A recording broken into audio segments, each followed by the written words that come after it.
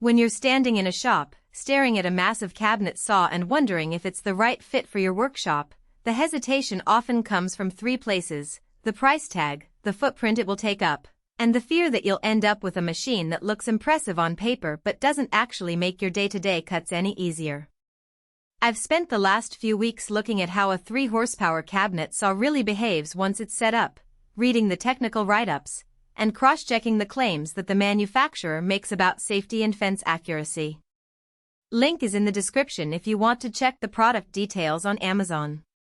What follows is a plain-spoken walkthrough of what you can expect from this HP cabinet saw, where it shines, where it might leave you wanting more, and who should actually consider putting it on their shop floor.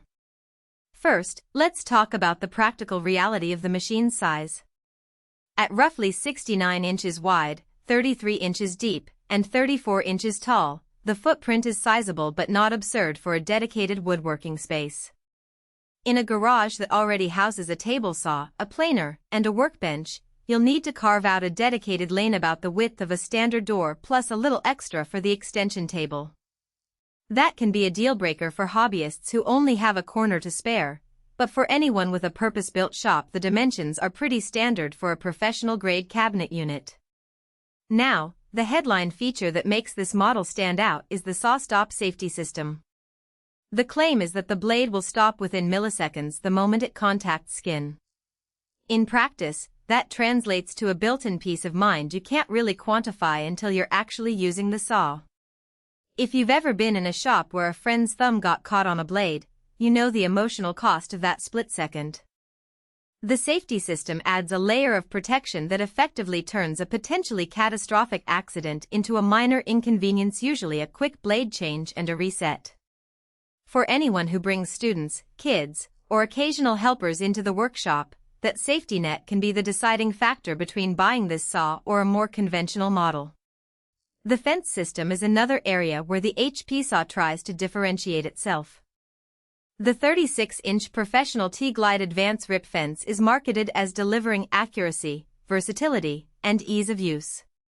In a real-world scenario, that means you can set up a rip cut on a 48 sheet of plywood and trust that the fence will stay square over the full length of the cut, without the little wiggle you sometimes feel with cheaper fences.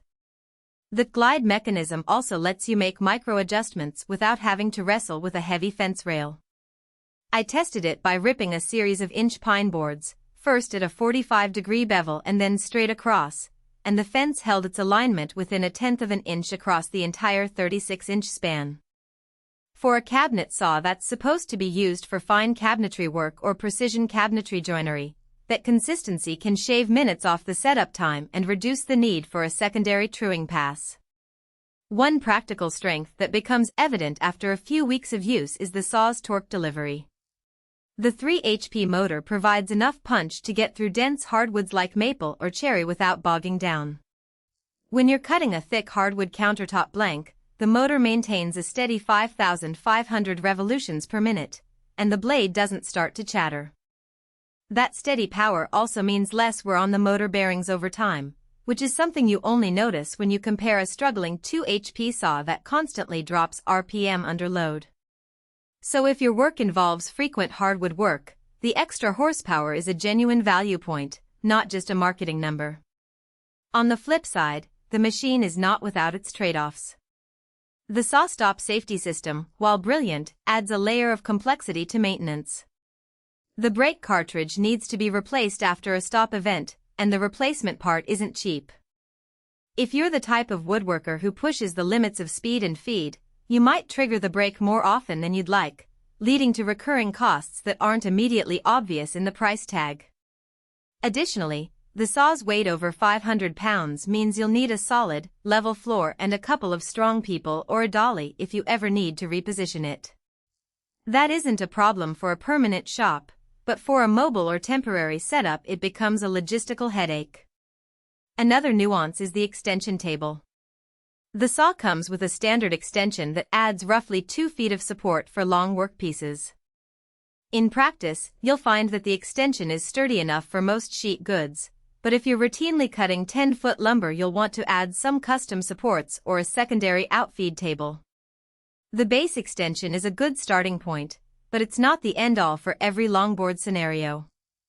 Knowing that ahead of time can save you a few trips back to the supplier for extra accessories.